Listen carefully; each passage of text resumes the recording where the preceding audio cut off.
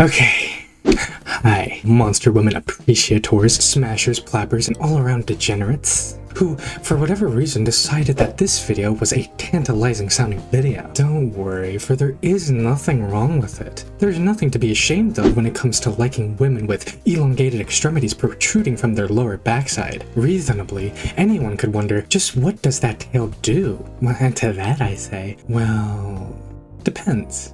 It's a slight bit tricky. Allow me to explain. You see, it is imperative, first and foremost, to understand that all monster women who have tails are genetically crossbred creatures, one half being human and the other half being something else. Monster women, like the classic ever-adored cat girl, is half cat, half human. Snake girls are half snake, half human. Bird girls are half bird, half human, so on and so forth. If they're not interspecies intermixed, they usually don't have tails, such as slimes, planets, objects, elements. You get the idea. There are certain exceptions, though, such as demon women and succubus, whose tails are, as far as my research would have me believe, the most advanced tails of all the monster women species. You see, much like actual animals, the kind that you usually tend to find in the land of grass, so I've heard, each tail is specifically meant for consistent use by the creature in question, and can vary in functionality depending on habitat, dangers, etc. If they, for whatever reason, stop using or needing that tail, they will eventually evolve without one many light years into the future. That's why you yourself as a feeble human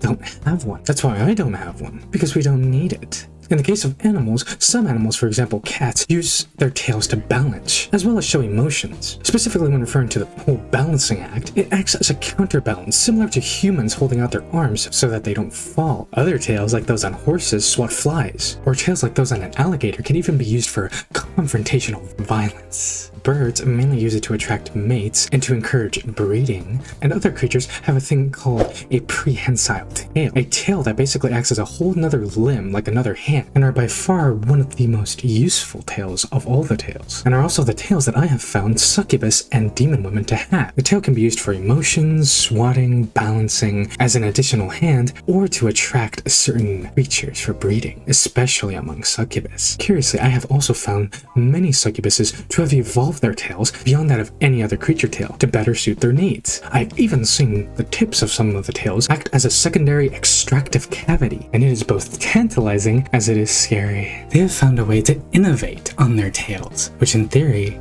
is glorious. However, it does cause one to question, what about the more vanilla species of monster women? Do they really need their tails? Do we find ourselves at the cusp of an inevitable shift in visual representative qualities, or do they in fact get formidable use out of their tails so as to justify them not losing them? Because at the end of the day, that's what's going to happen. And after dutifully studying the different uses of tails as well as recording the usage times, I dare say that most monster women, unfortunately, are going to lose their tails. Not all, however, most. I theorize it will largely be the domesticated monster women, cat girls, dog girls, even cowgirls, and horse girls, to an extent. And largely because these women do not need their tails for their designated purpose, due to their human half being able to convey everything that their tails would be responsible for portraying, such as emotions, balance, attacking, and lust-induced breeding. Do note how, as stated, it is speculated humans lost their tails after millions of years of not having to use them, as their human side took over all the responsibilities that their tails at a point had. Monster women, similarly, especially domesticated,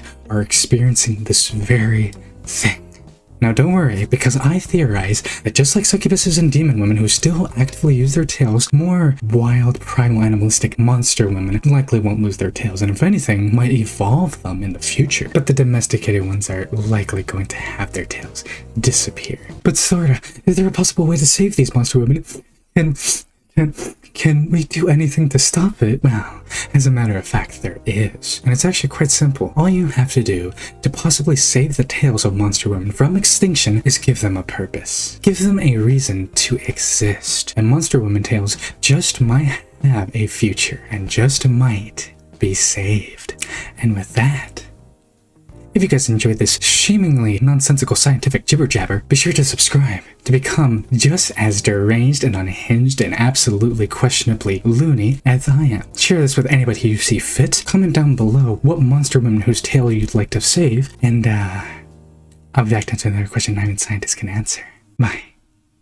My degenerates.